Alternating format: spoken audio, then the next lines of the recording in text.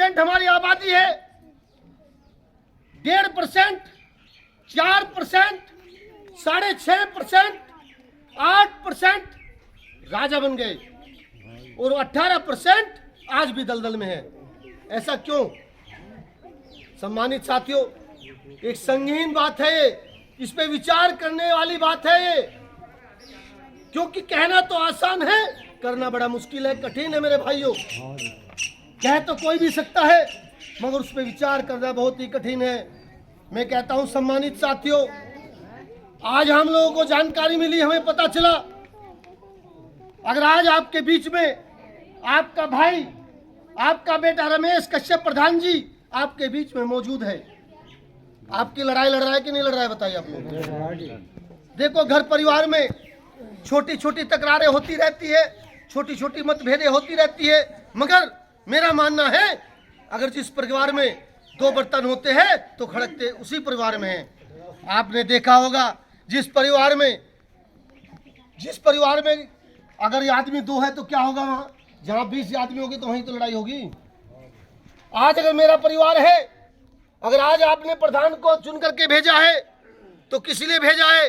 कि समाज का भला करेगा, समाज को आगे बढ़ाएगा। ऐसा है कि नहीं है? तो मैं आप लोगों से पूछना चाहता हूं, आज आपको सम्मान दिला रहे कि नहीं दिला रहे प्रधान जी? तो मैं कहता हूं सम्मानित साथियों, ये मौका है, इसे चूकना नहीं है हम लोगों को।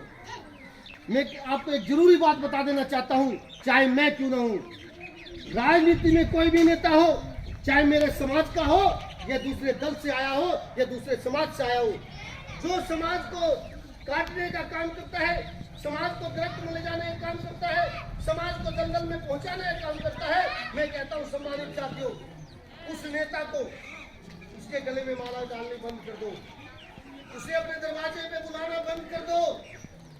आपका समाज आगे बढ़ने से कोई रोक नहीं सकता, मैं दावा देता हूं आपको। क्योंकि कमी जो करप्शन है हम नेताओं में है। जब नेता पनपता है तो समाज सोचता है, गांव सोचता है, सब समाज अति पिछड़ा सोचता है, ये नेता आया है और जरूर हमारा भला करेगा। ऐसा है कि नहीं भाइयों? अगर कोई आपके गांव में जब आता है तो सर्व समाज के जो लोग होते हैं, अति पिछड़े कमजोर लोग होते हैं, शोषित सताए हुए होते हैं, वे लोग यही सोचते हैं ये नेता आया है और हमें इस गरीबी में से निकालने का काम करेगा, हमारा कहीं ना कहीं योगदान देगा। गांव की गरीबों को क्या चाहिए बताइए आप लोग? छोटी छोटी चीज होनी चाहिए, राशन कार्ड, बिजली, पानी, सड़कें। क्या मैं आप लोगों से पूछना चाहता हूँ, कैसे ज्यादा भी कुछ चाहिए उन लोगों को बताइए आप लोग, और कुछ तो नहीं चाहिए। मगर ये नेता लोग उसका हक उसके दरवाजे तक पहुंचने नहीं देते और दलाली में अपने हाथ काले कर लेते हैं। ऐसा है कि नहीं है भाई?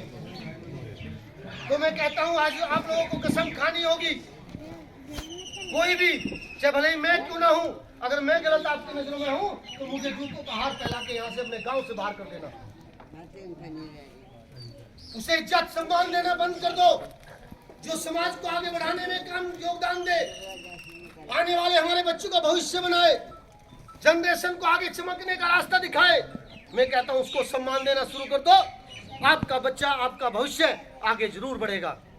आने वाला भविष्य जनरेशन हमारा IPS अधिकारी, कलेक्टर, दरोगा जरूर बनेगी, क्योंकि हम लोग कुछ गलती हम लोग करते हैं, कुछ लोग हमारे नेतागण करते हैं। ऐसा है कि नहीं भाइयों? तो मैं चाहता हूं सम्मानित साथियों, आज हम लोगों को कसम खानी पड़ेगी कैसी हम गलती आगे से नहीं करेंगे। देखो, निस्वार्थ जो काम करे उसके साथ आप लोग रहो, जो आपसे धन मांगे उसका साथ छोड़ दो। मैं कहता हूं नाजायज काम कोई भी हो बिल्कुल मत करो, जायज काम हो वो काम आपको करना है, क्योंकि हम नहीं चाहते, हमारा पर्पज राजनीति में आने का मतलब है कि समाज को प्रगति देना, समाज को आगे बढ़ाना। क्योंकि 76 सालों से जो मेरे समाज पे अत्याचार चला हुआ है, मेरी बहन बेटी को मान सम्मान नहीं मिल पा रहा है, मेरी बहन बेटी का जो शोषण किया जा रहा है, मेरे समाज का शोषण हो रहा है, उस शोषण को रोकने के लिए हम लोग राजनीति में आए हैं। हमारा पर्पज कमाई करना नहीं, हमारा पर्पज है कि जिस तरह दूसरे लोग, दूसरे समाज के नेता अपने समाज को आगे बढ़ाने का काम करते हैं, हम लोग भी चाहते हैं कि अपने समाज को आगे ले जाने का काम करें। सम्मानित साथियों, मैंने अक्सर देखा है, बहुत से गांव में देखा है कि जिस प्रकार कई समाज गांव में होते हैं और जहां मेरा समाज स्टार्ट शुरू हो जाता है, वहां के आज तक घड़ोंचे भी ऐसे कैसे पड़े हुए हैं। मैंने अपनी आंखों से देखा है। और दूसरे समाज के जहां गलियां है वहां एकदम फ्रेश बनी हुई है। ऐसा क्या कारण है? कहीं ना कहीं कमी हम लोगों की है, क्योंकि हम लोग जानबूझ के आगे नहीं बढ़ना चाहते।